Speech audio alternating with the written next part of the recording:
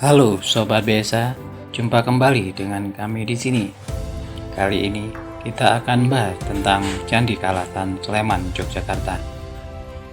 Disimak ya Sobat, jangan lupa like, subscribe, dan tekan tombol loncengnya ya, biar kita lebih semangat membuat konten-konten menarik untuk sobat-sobat Besa semuanya.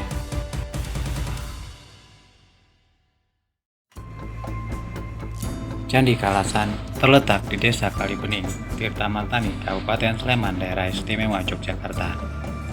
Dalam prasasti Kalasan dikatakan bahwa candi ini disebut juga Candi Kalibening, sesuai dengan nama desa tempat candi tersebut berada. Tidak jauh dari Candi Kalasan terdapat sebuah candi yang bernama Candi Sari.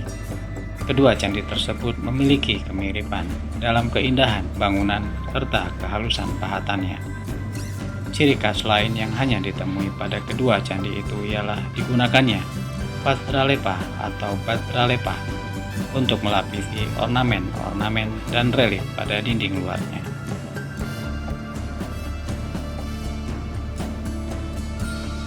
Candi dibangun oleh raja atau penguasa kerajaan pada masanya untuk berbagai kepentingan, misalnya untuk tempat ibadah, tempat tinggal bagi biarawan, pusat kerajaan, atau tempat dilangsungkannya kegiatan belajar mengajar agama. Keterangan mengenai Candi Kalasan dimuat dalam prasasti Kalasan yang ditulis pada tahun Saka 700 atau 778 Masehi. Prasasti tersebut ditulis dalam bahasa Sanskerta menggunakan huruf Pranagari.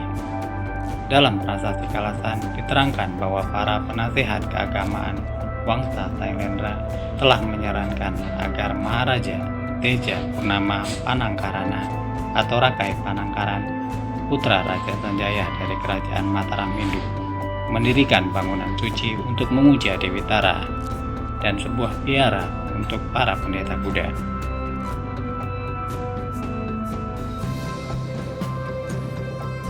Pada masa sekitar tahun 750 sampai 850 Masehi, ada dua dinasti besar yang menguasai Jawa Tengah. Di bagian utara dikuasai oleh dinasti atau Wangsa Sanjaya yang beragama Hindu dan memuja Siwa dengan rajanya yang bernama Rakai Panangkaran sebagai Raja Mataram Hindu kedua. Sedangkan di wilayah selatan dikuasai oleh dinasti Sailendra yang beragama Buddha, aliran Mahayana yang sudah condong ke aliran Tantriana. Dua kekuatan dinasti besar tersebut telah membuat candi-candi yang ada di kedua wilayah mempunyai dua corak yang sangat berbeda. Kedua dinasti besar itu dipersatukan dengan sebuah pernikahan antara Rakai Pikatan dari Wangsa Sanjaya dan Pramodawardhani, anak dari Maharaja Samaratungga dari Wangsa Sailendra. Pernikahan tersebut terjadi sekitar tahun 838 sampai 851 Masehi.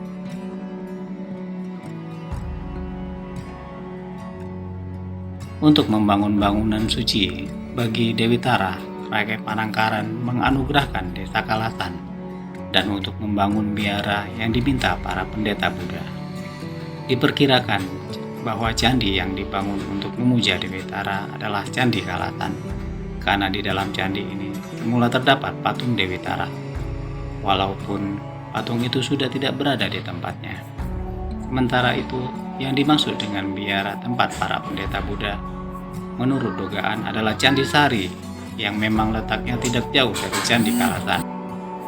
Berdasarkan tahun penulisan prasasti Kalasan itulah diperkirakan bahwa tahun 778 Masehi merupakan tahun didirikannya Candi Kalasan.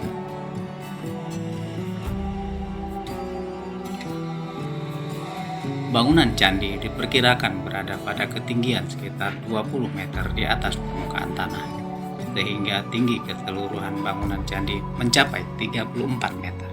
Candi Kalasan berdiri di atas alas berbentuk bujur sangkar dengan ukuran 45 kali 45 meter yang berbentuk selastar di sekeliling candi. Di setiap sisi terdapat tangga naik ke emperan candi yang dihiasi sepasang kepala naga pada kakinya. Di hadapan tangga terbawah terdapat hamparan lantai dari susunan batu. Di depannya kaki tangga dipasang lempengan batu yang tipis dan halus dengan bentuk berlekuk-lekuk.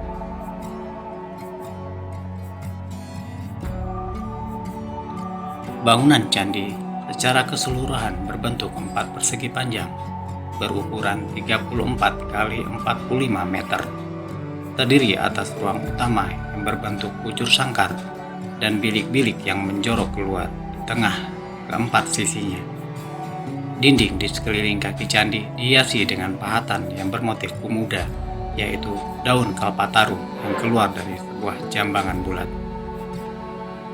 Candi Kalasan memiliki 4 buah pintu yang terletak di keempat sisi. Namun hanya pintu di sisi timur dan barat yang mempunyai tangga untuk mencapai pintu, dan hanya pintu di sisi timur yang merupakan pintu masuk ke ruang utama di tengah candi. Dilihat dari letak pintu utamanya tersebut, dapat dikatakan bahwa Candi Kalasan menghadap ke timur. Di sepanjang dinding candi terdapat cekungan-cekungan yang berisi berbagai arca, walaupun tidak semua arca masih berada di tempatnya.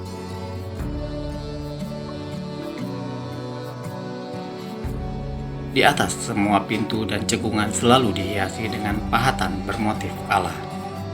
Tepat di atas ambang pintu, di bawah pahatan kala makara, terdapat hiasan kecil berupa wanita bersila memegang benda di kedua belah tangannya. Relung-relung di sisi kiri dan kanan atas pintu candi dihiasi dengan sosok dewa dalam posisi berdiri memegang bunga teratai.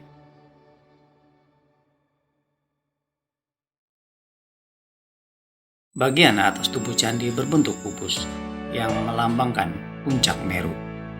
Dikelilingi oleh 52 stupa tinggi rata-rata 4,60 meter.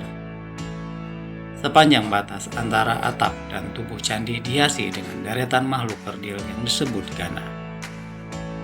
Atap candi ini berbentuk segi 8 dan bertingkat 2. Tingkat pertama dihiasi dengan relung-relung berisi arca Buddha, sedangkan tingkat kedua dihiasi dengan relung-relung berisi arca Dayani Buddha.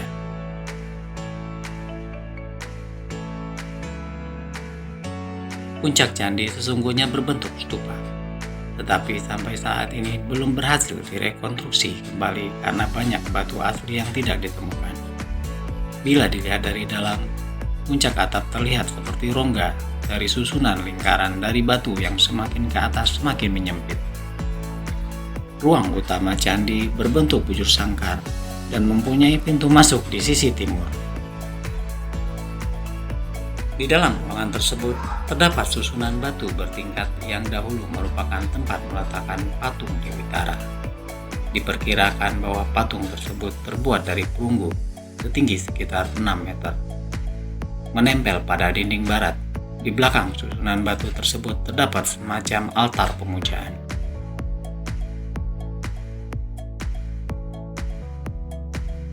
Menurut pendapat beberapa ahli purbakala, Candi Kalasan ini telah mengalami 3 kali pemugaran.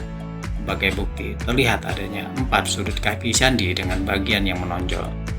Selain itu, yang terdapat torehan yang dibuat untuk keperluan pemugaran pada tahun 1927 sampai dengan 1929 oleh Van Romans, seorang arkeolog Belanda. Walaupun banyak sekali potongan batu yang telah melalui proses pemugaran dan penataan ulang, namun ternyata banyak sekali bagian candi yang telah hilang, sehingga bentuknya masih belum sempurna. Walaupun demikian, Candi Kalasan merupakan salah satu situs sejarah yang sangat indah dan layak untuk dikunjungi.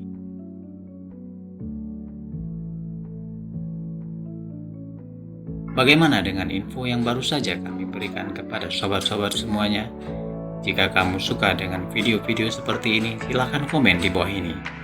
Jangan lupa like, subscribe, dan share ke teman-teman semua ya. Tonton juga video populer dan terbaru yang sudah kami sediakan untuk sobat-sobat semuanya. Sampai ketemu lagi ya. Salam Sobat Desa, selalu sehat dan tetap semangat.